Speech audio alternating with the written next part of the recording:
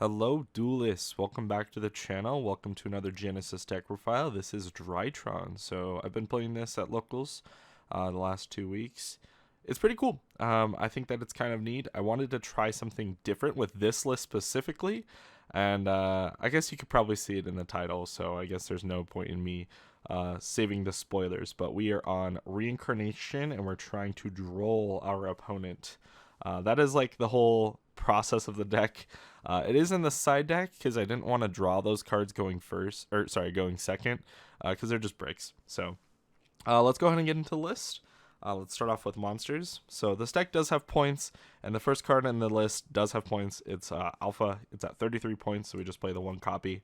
It kind of sucks that this has points, but I totally understand why.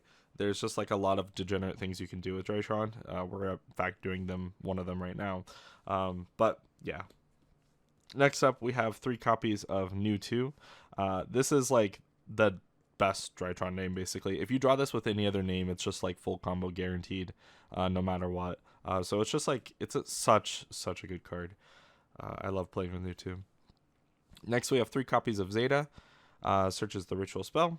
2 copies of Gamma, which is an extra reborn. Summons 2 guys itself and another one. A Delta, which gives you a draw. And 1 copy of Beta, which can return your banished Drytrons. This is actually really important because since you only have the 1 copy of Alpha, if it's able to get DD crowed, you kind of just lose the game if you don't have Beta in your list. And Beta is just like really good because like if you have the Beta, you can just like summon it as if you were like summoning Alpha, return the Alpha from your banished zone into the graveyard, and then you can Alpha tribute over the Beta, right? And then now you're basically in the exact same position you were before. It just Beta becomes any of your banished Drytron names, which is actually kind of neat. We're also on the Ultimate Bright Knight Archon Alpha. This card's kind of mid. It is pretty cool as an extender though, so I will say that it's like kind of cool to like add it off of your new 2 if you don't have like if you've already or you haven't gone through your Fafnir Nova line yet. You could just go like, okay, new 2, add this, summon it for free, and then search another Drytron via Fafnir into Nova. So I think that's actually pretty neat. It's a pretty nice extender sometimes. Speaking of Fafnir, we're on 2 copies of Drytron Fafnir. To search for a Drytron spell or trap. There's 2 effects that are actually really relevant here. Reducing your opponent's levels is actually pretty relevant as a disruption, especially in Genesys format where a lot of people are on the Synchronic Sea decks. So just keep that in mind. The other really relevant thing is that your ritual spells cannot be negated. So it's just like insane if they just try to like stop your Medionis, if they keep like their only interaction for it, and then you just have like the Fafnir. So it's pretty nice. Around 3 copies of Nova. Let me know if you guys prefer having collector rares in this deck. The PCRs, they like have that like really nice like shine to it. I'm trying to get it without getting the glare. But yeah, I think that they shine like super nice. It's kind of hard for me to exactly show you on camera, but the PCRs are pretty nice. I prefer them personally over the QCRs, but if you guys do prefer the QCRs, let me know. I think they're just kind of classy. You know what I mean? They're not too much, but they're not too little. If that makes sense. Next, we're on 3 copies of Cyber Emergency. This just adds any of your Drytrons, which is super good. It can also add the big names. Just keep that in mind as well. And then the last card for more consistency, you could be on Jack in the hand over this, but I decided to play this specifically because of this version of this list, and that is Where Art Thou? So if you have a level 1, you can search a level 1, and if you don't normal summon it, you take 2,000 damage to the end phase. 99% of the time, you're not going to be normal summoning it, so just take the 2,000 damage. Just keep that in mind. What I like to search off of this, if you have like a ton of names, is just a bunch of your hand traps, which we'll get into later. For names, we're on 2 of the Drytron Dad. You don't need to play 2, but I think it's pretty necessary because like your grind game with Alpha like really requires you to have like rituals in the deck. So playing 2 copies is pretty good, especially if one gets banished. Let me know if you guys prefer the ultra rare over this, or if you prefer the super rare. I actually really like the super rare over the ultra rare. I kind of hate ultra rares. I've kind of decided that. Next up, we're on Drytron Medionis Draconids, the old one. This one's pretty nice. Just being able to establish this on your end board. Usually you can establish it with the dad and then like maybe a Fafnir as well if your hand has enough extenders. And that's just like insane because then you have like 2 sends with this guy, 2 monster negates with this guy, and then you have a spell trap negate, which is usually just like 5 interactions there, which is like really, really solid. And then if it gets back to you, you have 9k damage on board with these guys, which is just insane. Next up, we're on 2 copies of Medionis Drytron. I think you need to be playing 2 when DD Crow is just free in this format. It's just really unfortunate that it has to be that way. But I think that it makes it absolutely necessary. So 2 copies. That's it for the actual engine of the deck. So I believe we have like 12 slots for non-engine. So I'm on 2 copies of Droll and Lockbird. 3 copies of DD Crow because it's free. Droll is 5 points apiece. 3 copies of Lava Golem. We don't have a normal summon in this deck, so we can use it. And then we have 3 copies of Twin Twister. So actually, I lied. It's 11 cards. But this is all the non-engine you really need in the deck. Twin Twisters is really nice because like your deck really thrives on discards. That's like the whole reason why we were playing like Forbidden Droplet previously.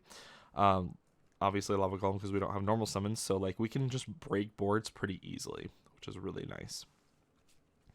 And in a pinch, your DD Crow and your Droll can become normal summons. For the extra deck, we have 1 copy of Drytron and Mu Beta Fafnir. It's too bad that this is at 33 points. So we have the Alpha at 33, this at 33. That's 66 for your engine, and then the 2 for the Droll we were playing. So we're at 76 so far. So yeah, I think it's like necessary. You have to play 1. You can't play 2 because like then you'll be cutting yourself off of other stuff that you can be playing in the list. So it's just really unfortunate that you have to only commit to the 1. We're also on 2 copies of Leerless Assembled Nightingale. Sometimes you can just establish this on your board and then just like with like 3 or 4 materials and then just like kill them over the course of a couple of turns against certain decks that like don't have an out to this. And you can like guarantee that you like live basically for sure because you're not taking any battle or effect damage with Leerless Assembled Nightingale. So she's actually pretty solid for that. Another thing that comes up is Recital Starling. A lot of decks, especially like my friends are on like Regenesys or like the gigantic like Dragon Ruler Tower or whatever. Sometimes you just have a struggle like with outing those big guys that if they're like 5k. So you can like target your own like big guys and then make them bigger than 5k and then swing over. So that's just something to keep in mind with this card. The attack like effect actually does matter quite a bit. The double damage for both players actually does matter as well. And this card also searches DD Crow. So this card is actually like really relevant in this deck. So just keep all of that in mind. Next we're on 1 copy of Ripplebird. It's came up for me once, so I've been really hesitant to take it out of the list where I can make a ton of rank 1s, and so I make like Assemble Nightingale, Ripplebird, and Recital Starling, and then like boost my Nightingale by a ton of attack, and then I'm attacking multiple times. Because sometimes they'll just like establish a card that like can't be like affected by monster effects, think like Chaos Angel, and you just like don't have an out to it. So you just kind of want to choose a win by just making your Assemble Nightingale gigantic and then attacking multiple times. So that's kind of the game plan. Next we have Kingashi Fuko. Just unaffected by everything. Sometimes it matters a lot more when pushing for like a Zeus play to make this over the Nightingale. So that's really solid. We are on 2 copies of Samoji Soldier. So this is really funny. This is the Droll Reincarnation combo. So if you can get to 1 Reincarnation, 1 Droll in your engine, you can get to Shamoji Soldier because it requires 2 level 1s, and then it forces them to draw during their turn, which is so funny because then you can Reincarnation and then chain Droll. So that's pretty insane. We're also on 1 copy of Downer Magician and the 1 copy of Divine Arsenal AA Zeus at 20 points. So that puts us to 96. Yeah, I think that Zeus is like pretty much necessary in this deck. The amount of times that I've won because of it is just insane. So I think it's just necessary to play. So we're on kind of a synchro package for the last cards, and you'll kind of see exactly why. But you can pretty much play any level 1 tuner in the deck, and then with 3 guys, you can 3 Drytrons, you can guarantee 3 draws. So I wanted to give this a try today. So we're on a copy of Formula Synchron, a copy of Martial Metal Marcher, Cybers Integrator, and a Stardust Charge Warrior. Shout out to Bryant for lending this to me. I could not find my copy, so he let me borrow it for a little bit while I play the list. So basically, any level 1 tuner can make Formula Synchron, and then you use those two into Martial Metal Marcher, and then you revive the Formula Synchron, so you have these two on board. Then you're going to use the Formula Synchron for Cyber Disintegrator. Okay, you're getting a draw off the formula, right? And then now you have a tuner, non-tuner. You synchro these into Stardust Charge Warrior. This triggers to draw, and this triggers to draw, which is pretty funny. So that's 3 draws off of, I guess, 4 cards. But your Drytron names are just kind of expendable. They're just kind of guys on the board that you can kind of do whatever you want with. So if you have extra monsters, you can use them to get draws, which I think is pretty cool. Unfortunately, it didn't come up for me today, but I think it would be really funny if it did. The last card in the extra deck is High Speedroid Chanbara. We're playing this because we have a level 4 tuner that we're playing in the side deck, which I'll get to in a moment. So, as I mentioned before, we are on the Droll Reincarnation combo. So going first, we're going to side in Trickstar Reincarnation, Trap Trick, and a copy of Candina to basically try to get to this. Unfortunately, we don't have Ben 10 to search for the Candina because Ben 10 was like 40 points. So we just kind of have to naturally draw it, unfortunately. But with 5 cards, you should be able to see it relatively often. And we also are on 2 copies of Small World to get us there because a lot of the times you can bridge like your Droll into a Drytron and then your Drytron into Candina since they match light. So you're technically playing 3 copies of this, but I wanted to not play 3 copies of Candina specifically because Small World can also search for Droll. And then the last card we're playing in the deck is 3 copies of Ready Rose Witch and a copy of Witch of the Black Rose. So I thought this was really funny, just as a little bit of like a consistency engine. When going first, you have a free normal summon that you can use. So Ready Rose Witch, how it works is you can normal summon it, and then by itself it's just a level 1 tuner. So if you have the Drytrons, you can do that draw play that I was talking about. But it has an effect where you can tribute it. Search for a Witch of the Black Rose, and then place a plant monster on the top of your deck, and then immediately normal summon the Witch. And then Witch's effect is going to draw a card off the top of your deck. If it's a plant monster, you reveal it, and then that's fine. That's it. If it's not a plant monster, it gets sent to the graveyard, but it's always a plant monster because you search it off of Ready Rose Witch. And then you have a level 5 that you can use to like use your synchro plays to make like Chambaro and stuff like that for like potentially like attacking multiple times.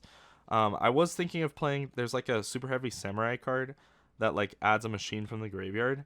That's a level 5. You could definitely give that a try over the Chambara just to like add your Drytron names back to your hand, just like for follow up for the next turn. I think that's kind of neat.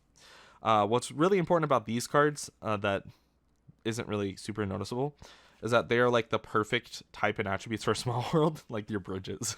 So this is a level 4 spellcaster, also a dark monster, so it like matches with DD Crow. So you can go like a ton of ways. You can go like DD Crow into this because then it's dark, and then it's a 4 so you can search Candina. It's a spellcaster so you can search for Droll. So you have like a ton of different lines there, and it's like a very similar situation with Witch being a light. So that you can search for Candina as well. So like there are like Small World lines that like really matter with these cards. So they're just very, very interesting typings. But yeah, that's pretty much how that works. It probably needs a little bit of more fine tuning because this is a lot of cards to side in. But without Ben 10, it just is really unfortunate that we have to like resort to something like this. Next up, we're on 3 copies of Dark Ruler No More, just like as a going first option to like crack boards. You can usually just Dark Ruler and then make the Medionis guy Draconids to like attack multiple times. So I think that's pretty solid. We're also on 1 copy of Quadrantids. This is the one that is the Harpy's Feather Duster. So he's pretty important. He also floats, so just keep that in mind. But there's a lot of back row decks. A lot of people are trying out like trap cards in this format. So I think that he's pretty cool for that. Forgot to mention, Trap Trick is 3 points, otherwise I wouldn't be playing anymore, so the entire deck is 99 points. Yeah, so that's going to do it for the list. I hope you guys enjoyed. That was pretty interesting. The only like change I would make is something I mentioned was changing this into the the super heavy samurai guy. So yeah, it is important that he is a machine, just by the way, so that you contribute it with like Medionis. But yeah, anyways, that's gonna do it for the video. Thank you guys for watching. I'll see you guys later. Bye.